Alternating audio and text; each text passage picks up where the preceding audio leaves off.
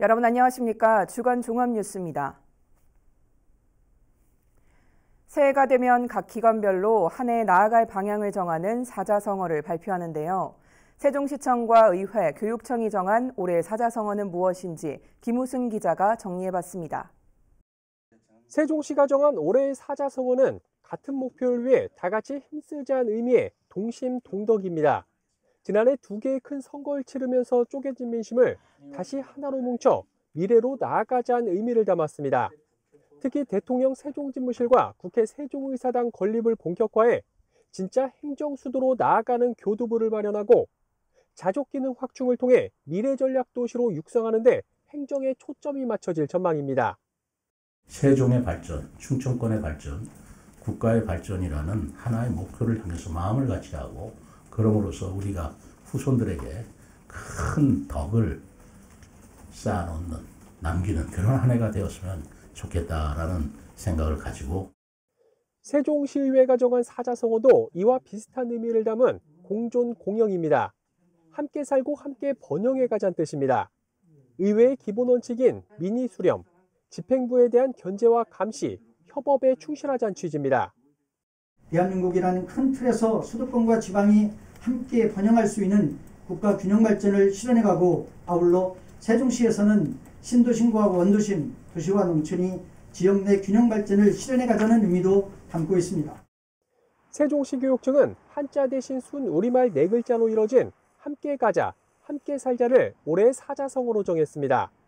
세종을 넘어 전 세계 모든 아이들이 마스크를 벗고 맨 얼굴로 웃음 짓는 한 해가 되길 바라는 의미를 담았습니다.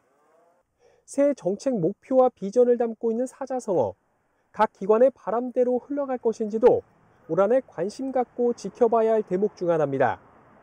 BTV 뉴스 김우순입니다. 김지철 충남교육감이 새해 첫 기자회견을 열었습니다.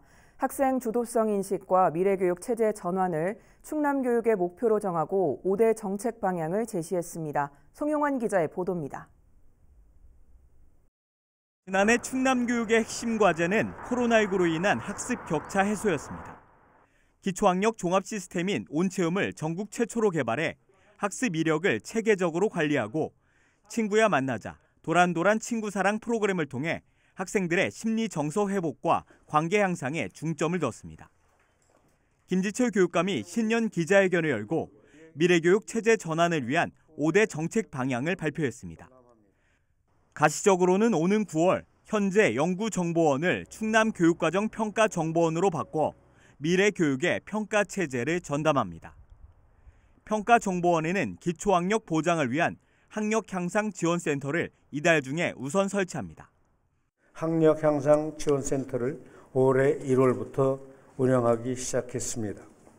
교실, 학교, 지역사회를 연계한 충남학력 디지털 3단계 사업을 추진하고 사업 성과를 관리하며 학습 결손 해소를 위한 다중적인 지원을 아끼지 않겠습니다. 또 미래교육 통합 플랫폼인 마주온을 활성화하고 도내 14개 시군에 인공지능 교육체험센터를 만드는 등 충남형 인공지능교육 특화도시를 확대할 계획입니다. 오는 3월에는 학생들의 자아 성장을 위한 학생 정신건강 증진센터를 설치하고 학교폭력 근절을 위한 인성공감 36.5 프로그램도 운영합니다. 학교 신설과 재배치를 통해 올해부터 초등학교 1학년 기준 학급당 학생 수를 23명으로 낮추고 오는 2026년 20명을 목표로 단계적으로 추진할 계획입니다. 2025년도까지 충남에 23개 학교 신설이 확정되어 있습니다. 그리고 2027년까지 추가로 27개, 50개 학교가 서는 거예요. 50개 학교가 서면은 어지간히 해결이 될 것이라고 예상을 하는데 한편 김 교육감은 최근 이슈가 된 시도지사와 교육감 선거에 러닝메이트 제도 도입에 대해선 제도적 결함을 보완하더라도 직선제가 더 낫다고 생각한다고 밝혔습니다. BTV 뉴스 송용환입니다. 박상돈 천안시장이 올해 처음으로 언론 브리핑을 열고 민선 8기 시정 운영 계획을 발표했습니다. 다른 도시와는 차별화된 천안만의 색을 더해 강소도시 천안을 만들겠다고 밝혔습니다. 송용환 기자의 보도입니다. 지난해 7월 출범한 민선 8기 박상돈호. 올해를 민선 8기 시정의 원년이자 시민들이 체감할 수 있도록 성과를 가시화하는 첫 해로 삼겠다고 밝혔습니다. 박상돈 시장이 새로운 천안, 행복한 시민이라는 시정 비전을 달성하기 위해 5대 시정 목표와 10대 추진 전략, 346개의 실천 과제 등 향후 4년간의 시정 운영 계획을 내놨습니다. 첫 번째는 고품격 문화도시입니다. 독립기념관에서 열리는 천안 K컬처 박람회를 필두로 서구 이동영 선생의 서훈 1등급 상향과 5점의 문화재 추가 지정 등을 목표로 삼았습니다. 특히 올해 8월 처음 열리는 K컬처 박람회는 오는 2026년부터 지역 행사가 아닌 세계 박람회로 승격시켜 관람객 173만 명을 유치한다는 계획입니다. 다양한 한류 문화 콘텐츠에 천안만의 특색을 입혀 새로운 모습의 박람회로 선보일 예정입니다. 이를 계기로 2026년 K컬처 세계 박람회가 열릴 때까지 차질 없는 추진을 통해서 신한류 거점 도시로 거듭나도록 하겠습니다. 두 번째는 활기찬 경제도시입니다. 13개 산업단지를 조성해 10만 개의 일자리를 창출하고 500개의 스타트업을 발굴하는 등 벤처 창업의 요람으로 만들겠다고 강조했습니다. 좋은 일자리는 기업이 만듭니다.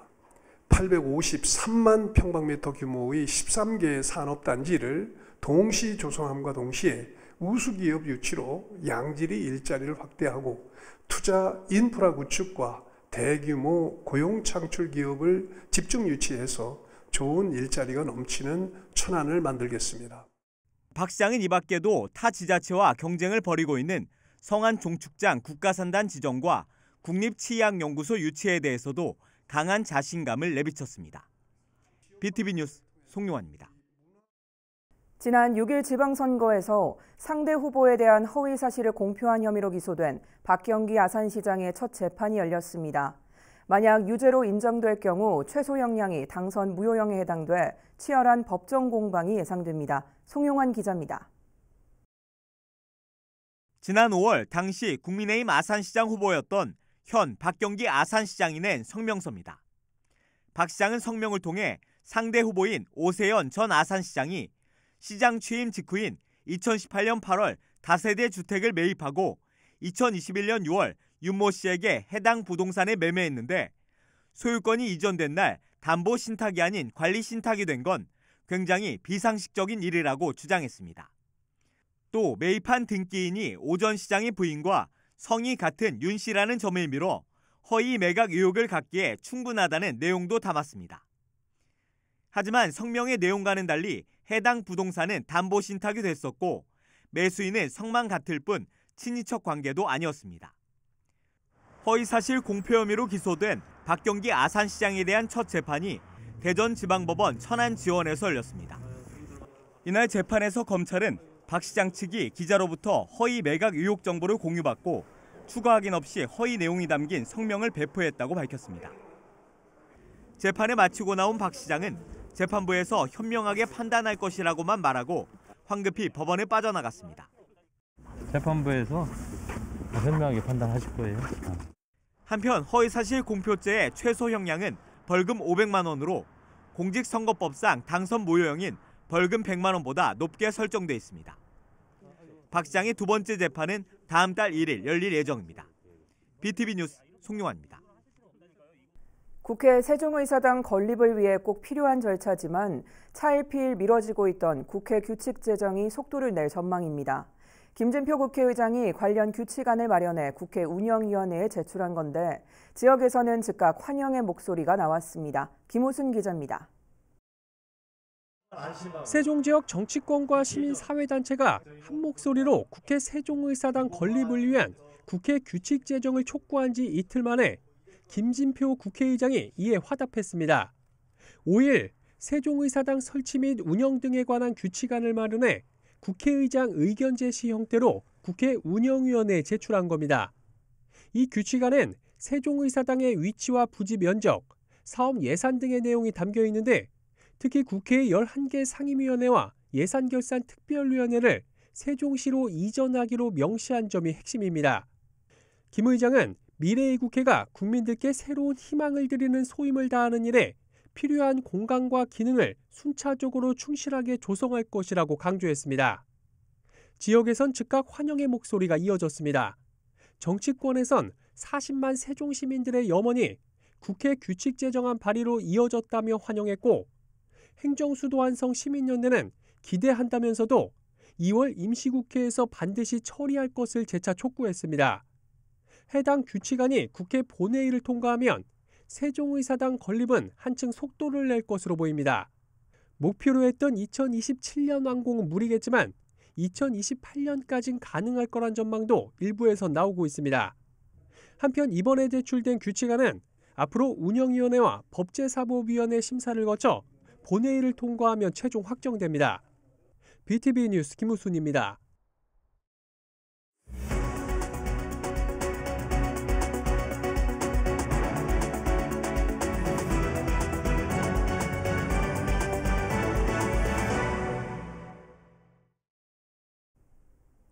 아산시청사 의회동 개청식이 열렸습니다.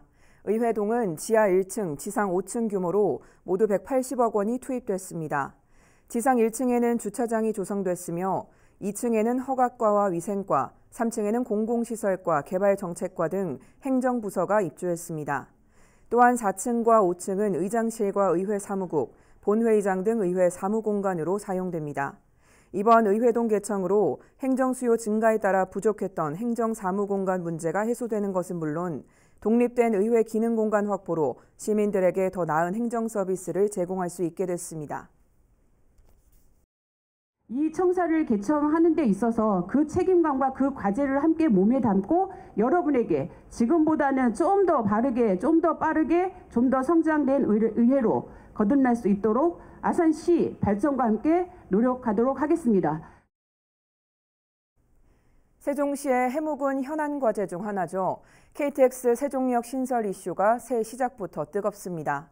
김영환 충북지사가 세종역 신설을 고집하는 세종시를 비난하면서 갈등이 재점화되는 것 아니냐는 우려가 나오고 있는 건데요. 세종시는 확전을 자제하는 분위기입니다. 김우순 기자의 보도입니다. 김영환 충북도지사가 지난 6일 자신의 SNS에 남긴 글입니다. 세종시는 본래의 목적에서 이탈해 충청권의 인구를 깎아먹어 충청 밉상이 돼가고 있다며 충청권의 단결을 세종시가 해치고 있다고 일갈했습니다. 그러면서 KTX 세종역을 문제 삼으며 기술적으로 설치가 불가능하고 이미 결론이 난 문제를 세종시가 고집하고 있다고도 했습니다. 세종시 입장에선 발끈할 수 있는 발언인 만큼 이에 대한 최민호 세종시장의 맞대응에 관심이 쏠렸지만 최대한 자제하는 모습을 보였습니다. 언론인과의 신년 교례회를 가진 최 시장은 김 지사의 발언에 대한 입장을 묻는 기자들의 잇따른 질문에 세종역은 분열의 계획이 아니라 충청권 전체가 윈윈하는 전략이라는 점을 인내심을 가지고 이해시키고 설명하겠다며 말을 아꼈습니다. 세종역은 그거는 충청권 전체에 상생되는 계획이다 라는 저의 신념과 그런 계획을 계속해서 이해시켜 나가겠다라는 말씀으로 다시 한번 말씀을 드립니다. 그러면서 세종역 신설을 위한 여건이 크게 변화됐다며 경제적 타당성과 합리적인 분석을 통해 계속 추진해 나가겠다고 강조했습니다. 충북도와의 확전은 피하면서 추진 의지는 굽히지 않겠다는 점을 분명히 한 겁니다. 한편 세종시는 이달 중 KTX 세종역 설치를 위한 경제적 타당성 분석 연구 용역에 착수할 예정입니다. BTV 뉴스 김우순입니다. 정부가 이달 안에 신규 국가산단 대상지를 선정해 발표할 예정입니다. 후보 시절 성완 종축장을 첨단 국가산업단지로 만들겠다던 윤석열 대통령의 약속이 지켜질지 주목됩니다. 송용환 기자의 보도입니다. 오는 2027년까지 전남 한평으로 이전하는 성완 종축장입니다.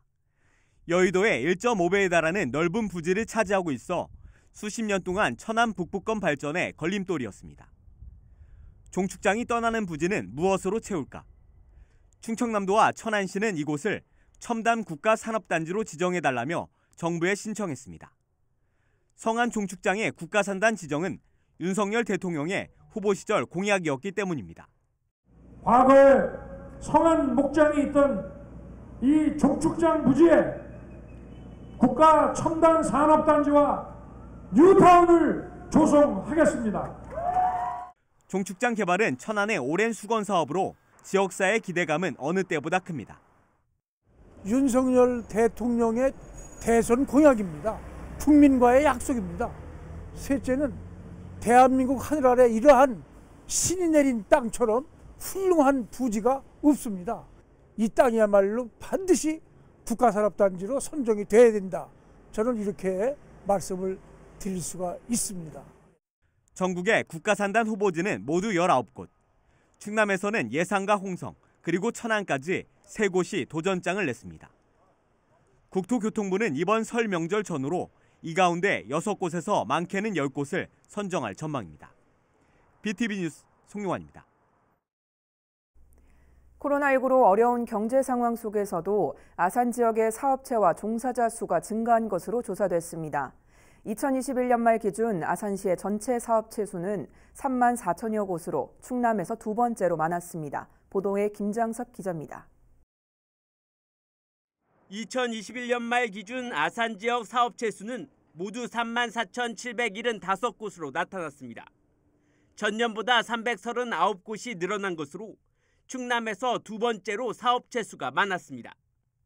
사업체는 도소매업이 7,100여 곳으로 가장 많았고 숙박 음식점업과 제조업이 그 뒤를 이었습니다. 전년과 비교해 147곳이 늘어난 건설업이 업체 수가 가장 많이 증가한 반면 운수업은 63곳이 줄면서 가장 많이 감소했습니다. 사업체 종사자 수도 늘어났습니다.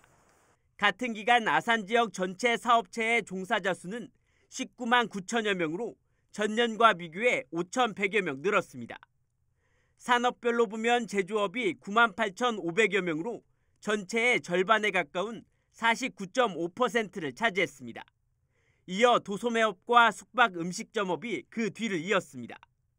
건설업과 도소매업, 숙박 음식점업 등은 종사자 수가 늘어난 반면 운수업 종사자와 사업시설 지원업 등은 감소했습니다. 아울러 사업체가 가장 많은 곳은 배방읍으로 5,506개가 등록되면서 아산 전체의 17%를 차지했고 이어 둔포와 은봉면이 그 뒤를 이었습니다. 종사자 수는 탕정면이 3만 5천여 명으로 가장 많았고 배방읍과 은봉면 순으로 조사됐습니다. 한편 사업체 조사는 지역별 분포 및 고용구조를 파악하기 위해 1년마다 통계청에서 진행하고 있으며 자세한 내용은 아산시 누리집을 통해 확인할 수 있습니다. BTV 뉴스 김장섭입니다. 지난해 세종시 전동면의 한 마을 주민들이 마을 인근에 추진 중인 고속도로 건설 공사로 인한 피해를 호소하며 국민권익위원회에 민원을 제기한 바 있는데요. 관계기관과 주민들이 협의한 끝에 조정안이 마련됐습니다.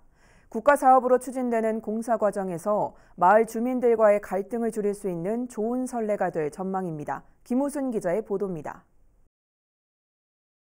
세종시 전동면 봉대리 일원입니다.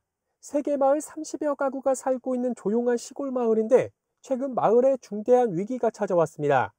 오는 2025년 개통을 목표로 추진 중인 세종 안성고속도로가 마을 인근을 지나는 것으로 확정됐기 때문입니다.